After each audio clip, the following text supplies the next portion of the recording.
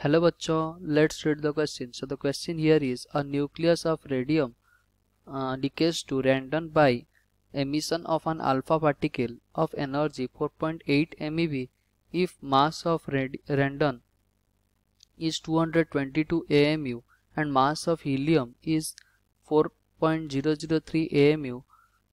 Calculate the recoil energy of daughter nucleus that is randon का हमें recoil velocity निकालना है। ओके, क्वेश्चन क्या पूछ रहा है, हमारे पास रेडियम एक है वो डिके कर रहा है रैंडम और हीलियम पार्टिकल में, तो हमें recoil energy of the daughter nucleus कितना है निकालना है, जबकि हमारा हीलियम पार्टिकल का एनर्जी दिया गया है। Okay, so the key concept of question here is there is no external force applied. Okay, there is no external force, या इधर कहीं पे भी एक्सटर्नल फोर्स नहीं लग रहा है, तो हम क्या कर सकते हैं, और we can conserve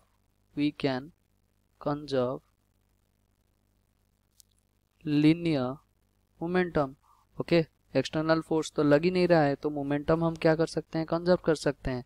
तो मोमेंटम अगर कंजर्व करेंगे तो देख लेते हैं हमारा क्या होता है। मतलब हमारा इक्वेशन यहाँ क्या बनेगा, radium that is 226 and it is 88 decays to randon that is 222 and 86 plus and helium particle that is 4 and 2. Okay, तो इधर का इक्वेशन ये बना, और हमें पता है काइनेटिक एनर्जी का वैल्यू क्या होता है, kinetic energy equals to half M V square, या फिर हम इसको क्या लिख सकते हैं, half M square V square upon M.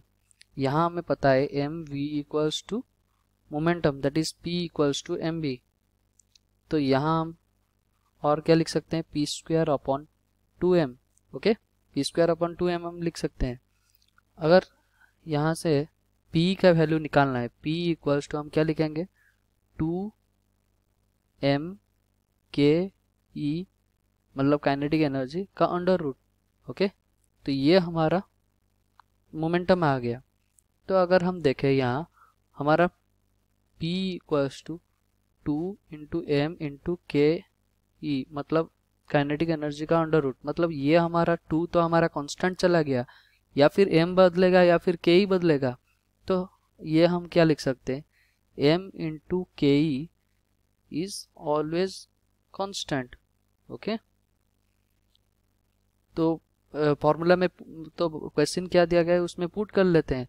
तो हमारा पहला वाला कंडीशन में क्या था, रेडियम तो रेस्ट में था, तो वो डिके कर रहा है, वो डिके करके टूट रहा है, तो हीलियम और रैंडम पार्टिकल में तो पहले तो हमारा जीरो रहा होगा, पहले हमारा मोमेंटम जीरो रहेगा, और हमारा मास ऑफ अल्फा पार्टिकल मतलब helium, mass of helium into kinetic energy of helium.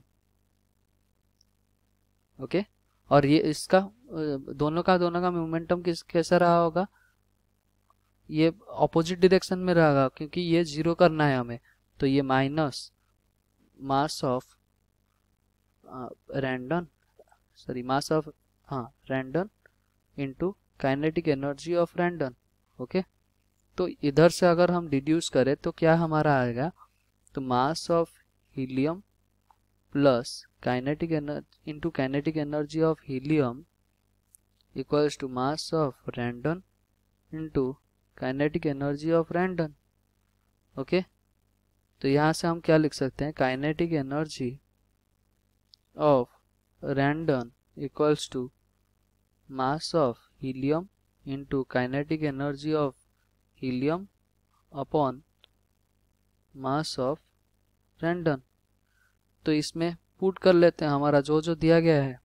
Okay, तो मास ऑफ हीलियम कितना जो है 4.003 into kinetic energy of helium कितना है 4.8 MeV अपॉन, और ये इसका कितना मास दिया गया है रैंडम का 222।